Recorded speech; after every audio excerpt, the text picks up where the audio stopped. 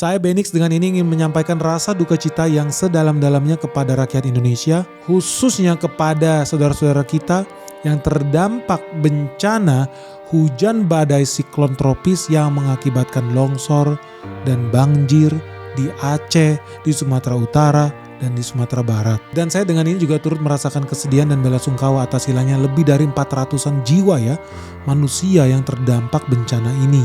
Dan di tengah musibah ini saya juga mau mengingatkan buat teman-teman sekalian bahwa kekuatan terbesar bangsa kita itu adalah solidaritas. Jadi saya mau minta untuk kepada kita semua, rekan-rekan semua, untuk saling terus tolong menolong, bahu-membahu, gotong royong dalam memberikan bantuan, dalam memberikan dukungan, baik dari segi materi, dari segi tenaga, waktu, dan yang terpenting dukungan dalam bentuk doa supaya saudara-saudara kita di wilayah yang terdampak bisa segera dipulihkan. Semoga masa yang sulit ini dapat segera kita lewati bersama. Good news Indonesia, kali ini gue mau bawa oleh-oleh nilainya triliunan khusus buat lu rakyat Indonesia yang dengerin video ini baik-baik. Lu tahu gak sih kalau gue bilang ya, cerutu premium di dunia ini yang paling berkelas, paling enak, paling berkualitas, ternyata bukan cuman datang dari Kuba, negaranya Fidel Castro. Dan lu pasti kaget dengan fakta yang satu ini. Soalnya guys, dibalik ya etalase mewah cerutu internasional yang mahal itu, ternyata di belakangnya ada daun tembakau asli khas Indonesia. Daun tembakau yang cuma tumbuh di Jember, Besuki, Madura, dan Lombok. Dan daunnya ini bukan sembarangan daun loh guys. Soalnya daun yang dipakai ini, daunnya dipakai sebagai wrapper, sebagai binder, bahkan dipakai sebagai bahan cerutu premium dunia. Nah ini bukan klaim kosong guys. Karena faktanya daun tembakau Indonesia, khususnya daun Besuki Naos, itu sudah diekspor sejak bertahun-tahun lalu ke Eropa, Amerika Serikat, bahkan masuk ke negara Amerika Latin. Dan kalau lu ketemu cerutu-cerutu mahal di dunia ini yang katanya merek asli dari Amsterdam lah, merek asli dari Havana, Kuba lah, atau dari Amerika Serikat lah, faktanya di belakang cerutu-cerutu mahal itu yang harganya jutaan itu ternyata terkandung ironi yang sangat memilukan. Karena di dalam negeri Indonesia sendiri tidak ada yang tahu bahwasanya banyak orang kita nih, orang Indonesia itu mengenal cerutu Kuba. Kita tahu yang namanya cerutu Dominika, tapi jarang yang sadar Indonesia adalah pemasok kunci industri cerutu global guys. Tapi pertanyaannya, kalau kualitas tembakau Indonesia diakui dunia internasional, kenapa ya cerutu di Indonesia ini belum menjadi ikon nasional? Kenapa Indonesia cuma hebat sebagai pemasok daun, bahan baku doang, tapi kita belum berdaulat sebagai brand cerutu kelas dunia? So kalau lu penasaran dengan pembahasan spesial nih tentang cerutu Indonesia yang nilainya triliunan ini, jangan skip video kita. Let's check this out. Jadi teman-teman, kemarin tuh ada pejabat tinggi ya dari Senayan yang datang ke Jember, Jawa Timur, dan dia kaget. Ternyata di Jember ada pabrik cerutu yang produknya diekspor ke seluruh dunia dan kualitasnya bahkan lebih baik dibanding cerutu Kuba. Kok bisa? Ternyata cerutu Indonesia itu punya cita rasa khusus guys. Cita rasa khusus yang berbeda karena daun-daun tembakau yang tumbuh di Indonesia itu berasal dari tanah vulkanik. Nah mungkin lu udah tahu ya, sebelum kita bahas video ini lebih lanjut tentang cerutu, mungkin lu udah tahu Indonesia itu adalah salah satu produsen utama penghasil tembakau terbesar di dunia. Pada tahun 2022 aja ya, Indonesia itu berada di peringkat 4 dunia guys. Jadi kita ranking 4 terbesar dengan memproduksi 200.000 ton tembakau. Dan nilai ekspor tembakau kita tahun 2024 kemarin itu udah lebih dari 5 triliun alias setara 28.000 ton tembakau. So teman-teman, kalau lihat di layar kaca ini adalah 8 negara produsen tembakau terbesar di dunia. So peringkat 1 ada negara Cina, dia memproduksi 2 juta ton tembakau. Peringkat 2 India dengan 772.000 ton. Peringkat 3 ada Brazil di 667.000 ton. Peringkat 4 ada Indonesia dengan 225.000 ton. Setelahnya baru ada Amerika Serikat di 200.000 ton, ada Zimbabwe dengan 166.000 ton, lalu ada Tunisia dengan 133.000 ton dan beberapa negara Timur Tengah lainnya. Tapi dari sini lu udah bisa lihat ya, Indonesia ini sangat kaya raya sekali, tetapi ya kita masih ekspor bahan baku tembakau saja. Itu pun nilainya bisa sampai 5 triliun guys. Anyway, Indonesia ternyata bukan cuma menghasilkan tembakau loh. Kita juga memiliki jumlah perokok yang besar dan bakal terus membesar jumlahnya di Indonesia. Lo tahu ya, 2011 aja perokok di Indonesia ada 60 juta orang. Gila, 60 juta orang hobinya bakar duit. Ada duit, duitnya dibakar ya. Beliin rokok maksudnya. Nah, tahun 2021, beda 10 tahun, jumlah perokok apakah bertambah atau berkurang? Ternyata naik guys, naik lebih dari 9 juta orang. Jadi lu bayangkan jumlah perokok di Indonesia itu bukan makin sedikit tapi makin banyak. Makanya lu jangan heran kalau tagihan BPJS itu makin tinggi guys. Nilainya udah ratusan triliun. So jangan kaget juga kalau perusahaan rokok besar dari Jepang yang namanya Japan Tobacco itu sampai akuisisi lu perusahaan rokok di Indonesia yang mereknya kayak muka orang Indian itu guys. Jadi kalau lu tahu itu nilainya juga gak main-main. Orang Jepang aja sampai ke Indonesia beli pabrik rokok di Indonesia nilainya sampai 9 triliun rupiah nilai akuisisinya. Nah dari sini lu udah bisa lihat ya kekuatan besar dari tembakau made in Indonesia. Hebat sih ini. Nah begitu besarnya ya kekuatan tembakau kita, sebetulnya sampai kaget nih Wakil Menteri Perindustrian di Indonesia itu sampai kasih komentar kalau kontribusi cukai industri ini lebih besar loh daripada BUMN Indonesia. Soalnya kontribusi cukai kita itu sampai 217 triliun dan menyerap 5,9 juta tenaga kerja. Tapi tunggu dulu guys, apa memang betul BUMN kita itu ya? Jadi bisa kalah dari cukai rokok? Ternyata ya nggak juga sih. Kalau lu lihat kontribusi BUMN ke APBN itu nilainya di tahun 2024 aja lebih dari 680 triliun. Ya tentu ini ada kombinasi antara dividen, pajak, sama penerimaan negara bukan pajak. Jadi kalau dibilang kontribusi BUMN sama kontribusi cukai rokok kalah, nggak juga. BUMN tetap lebih tinggi. Tapi kalau lu bandingkan dengan setoran dividen BUMN, ya bisa jadi juga. Kenapa? Soalnya setoran dividen dari BUMN ke kas negara Indonesia di tahun 2024 aja cuman sekitar 85 triliun. Sedih banget, sedih. BUMN kita digabungin semua jadi satu, masih kalah sama tembakau guys. Sedih banget, bego sih. Tapi memang bukan perusahaan tembakaunya yang hebat, nggak juga. Itu kan duitnya orang Indonesia yang capek-capek kerja, nguli, cari duit, duitnya beli rokok, rokoknya dibakar guys. Ya sebetulnya bukan artinya perusahaan rokok ini pahlawan Indonesia, kagak, nggak ada. Perokok itu yang malah pahlawan Indonesia. Tapi satu yang menarik nih, ada salah satu turunan produk tembakau yang sebetulnya lebih cuan loh. Nah, namanya cerutu. Dan Indonesia ternyata diem-diem nih memiliki banyak merek premium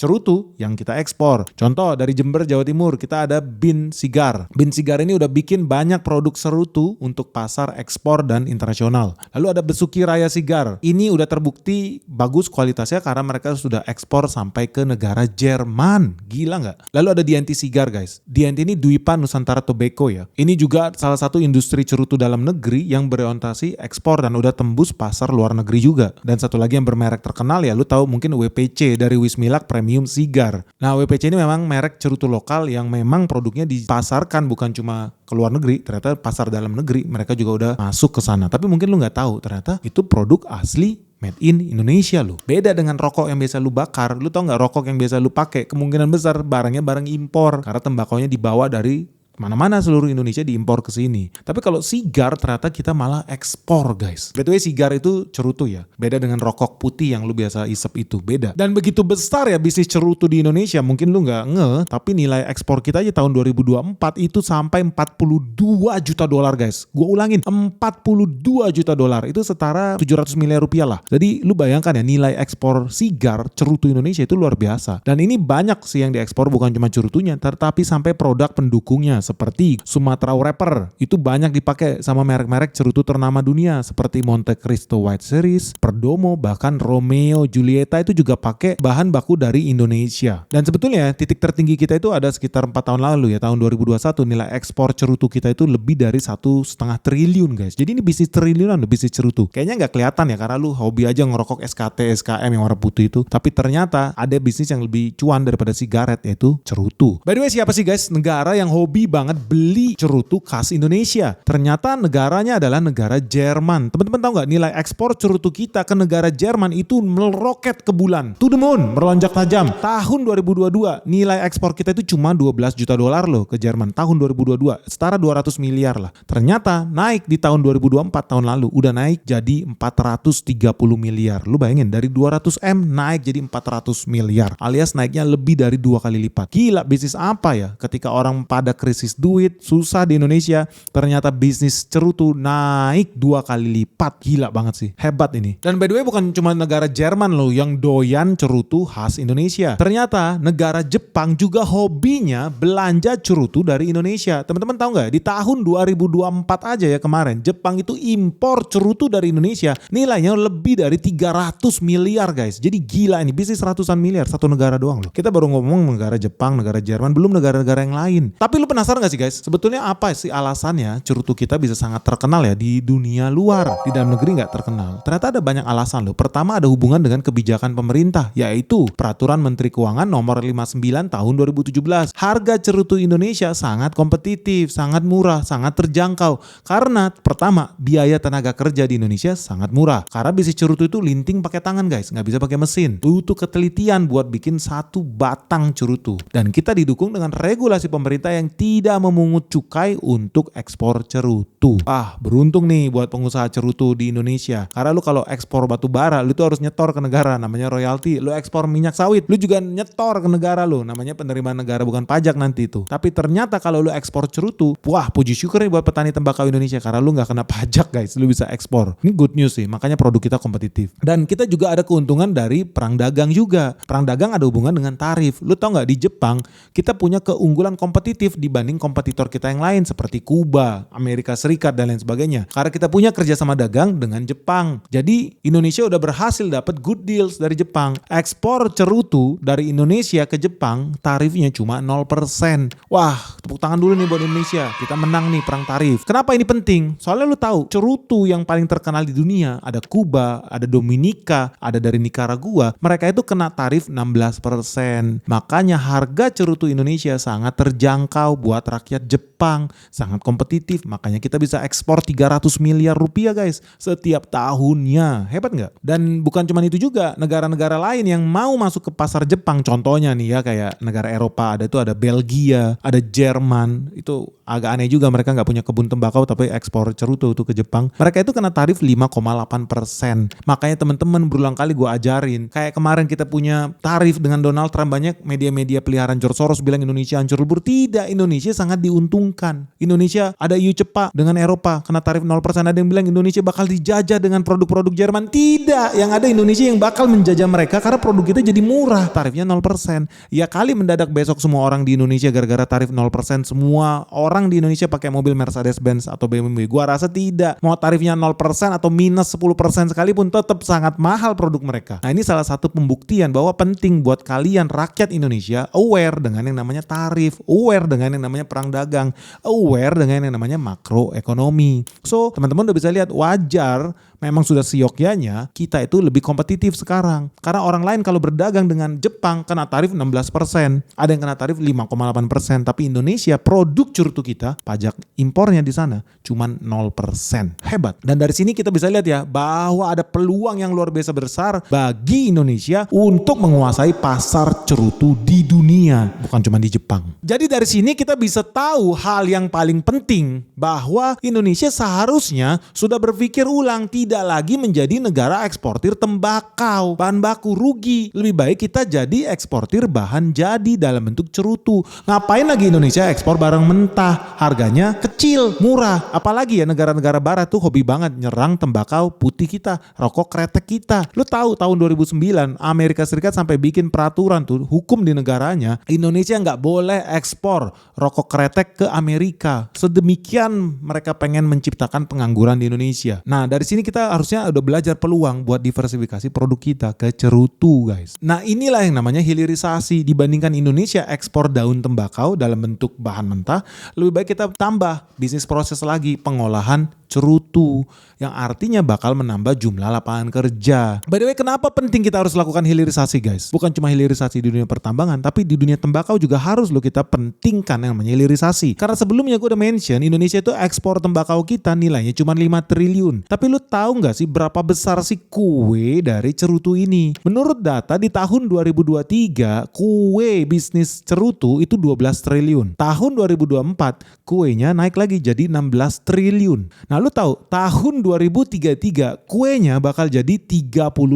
triliun guys. Alias setara 2,1 billion dollar. Gila guys, 2,1 billion dollar bisnis tembakau ini. Alias setara 35 triliun. Jauh bener kalau lu bandingkan dengan tadi yang 5 triliun. Jadi jauh banget bedanya. 5 triliun dengan 35 triliun. Makanya penting kita harus lakukan hilirisasi ini. Dan keuntungan Indonesia bukan cuma dapat duit 35 triliun. By the way 35 triliun itu lot of money loh. 7 kali lipat dibandingkan ekspor tembakau. Nothing ekspor bahan baku. Ini nilainya 7 kali lipat lebih besar dibandingkan kalau seandainya kita cuma ekspor daun. Ujung-ujungnya yang menikmati siapa? Ya orang-orang Amerika lagi. Pengusaha-pengusaha sigar yang ada di Kuba. Pengusaha sigar yang ada di Amerika Latin. Pengusaha sigar yang ada di Jepang. Kenapa nggak orang Indonesia yang menikmati itu? Karena lu bayangkan ya, ini bukan cuma soal duit 35 triliun. Ini juga soal penciptaan lapangan kerja. Teman-teman tahu ekspor tembakau Indonesia itu sampai 28.000 ton tembakau setiap tahunnya. Bayangkan kalau 10%-nya aja berhasil kita hilirisasi. 10%-nya berarti 2.800 ton tembakau kita rubah menjadi sigar cerutu. Teman-teman tahu satu sigar itu beratnya sekitar 8 gram. Jadi kalau ada 2.800 ton tembakau yang kita hilirisasi menjadi cerutu yang masing-masing beratnya 8 gram, kita bakal punya 350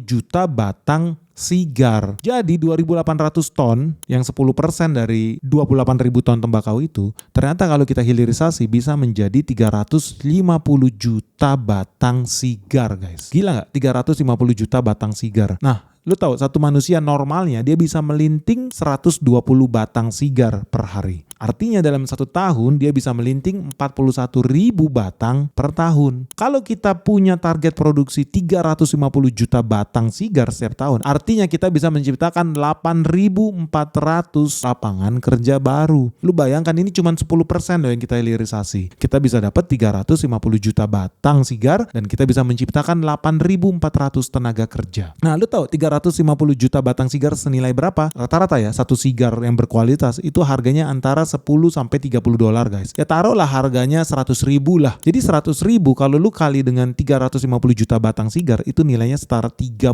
triliun. So this is a big money nih buat rakyat Indonesia, buat pengusaha UMKM di Indonesia. Jangan lagi lu ekspor yang namanya tembakau dalam bentuk bahan baku. Sekarang lu bisa hilirisasi, ciptakan lapangan kerja dan cuan lu tambah gede. 35 triliun setiap tahun lu bisa dapetin tuh. So gimana menurut lu guys? Perlu gak sih BUMN di Indonesia ini ikut bermain di bisnis sigar ini? Karena ujung-ujungnya pendapatannya bisa jadi lebih gede dibanding sumbangsi dividen BUMN selama ini. Teman-teman tahu kontribusi BUMN dalam bentuk dividen ke negara kita itu cuma 85 triliun di tahun 2024. Breakdownnya seperti yang ada di layar kaca. Kontributor terbesar itu ada Bank BRI di 25,7 triliun. Peringkat 2 ada Bank Mandiri 17 triliun. Peringkat 3 ada Main ID 11 triliun. Itu diisinya ada BUMN seperti Antam dan lain sebagainya. Di bawahnya ada Pertamina 9 triliun. Ada Telkom di 9 triliun. BNI 6 triliun dan terakhir PLN di 3 triliun. Jadi dari sini lu bisa lihat ya, mereka itu kasih dividen kecil-kecil guys, cuma 25 triliun, Mandiri cuma 17 triliun, Pertamina cuma 9 triliun. Bayangkan kalau seandainya tiba-tiba ada BUMN khusus sigar, apalagi pajaknya 0% tuh masuk ke Jepang, kita bisa dapat 35 triliun. So lu setuju gak ya kalau Indonesia punya BUMN spesialis bikin sigar premium buat tujuan ekspor? Tapi lu udah tahu lah ya kualitas BUMN di Indonesia gimana ya. Jangankan masalah ekspor impor ya, masalah distribusi BBM aja di Indonesia kagak ada yang bener, ngaco semua. So gimana? Buat teman-teman swasta, UMKM, dan buat viewersnya BNX, menurut kalian ya kalau Indonesia berhasil memaksimalkan keuntungan kita udah berhasil tanda tangan good deals loh, perang dagang dengan Eropa dapat tarif 0%, dengan Jepang kita dapat tarif 0%, kita bisa nggak? Perusahaan apa yang bakal diuntungkan nih kalau berhasil kita lakukan hilirisasi sigar tobacco ini, alias hilirisasi cerutu? Karena ini kan channel investasi, pasti lu udah tahu dong bisnis apa yang bisa diuntungkan kalau kita bisa memaksimalisasi keuntungan tarif 0% Indonesia ini. Nah buat teman-teman, lu setuju nggak sih kalau Indonesia punya BUMN spesialis sigar alias cerutu, atau mendingan teman-teman swasta aja UMKM yang ngerjain ini? Karena mau nggak mau kita harus masuk ke bisnis ini, nilainya sangat fantastis 35 triliun dibandingkan ekspor tembakau kita yang nilainya cuma 5 triliun dan di negara lain itu malah diolah jadi sigar dan mereka yang menikmati kue besar itu bukannya rakyat Indonesia. Setuju nggak guys? Dan menurut lu gimana sih caranya supaya cerutu Indonesia bisa go internasional dan lebih terkenal lagi? Sharing dong pendapat kalian di bawah ini. Bisa nggak Indonesia go internasional dengan cerutu mutunya dengan brand kita sendiri. Dan kalau itu jadi kenyataan, emiten apa yang bakal diuntungkan guys? Segera sharing ya jawaban kalian di kolom komentar yang ada di bawah ini. Dan yang paling penting, segera like channel Benix dan share video ini sebanyak-banyaknya. Semoga video ini bermanfaat. Salam sehat, salam cuan, bye-bye.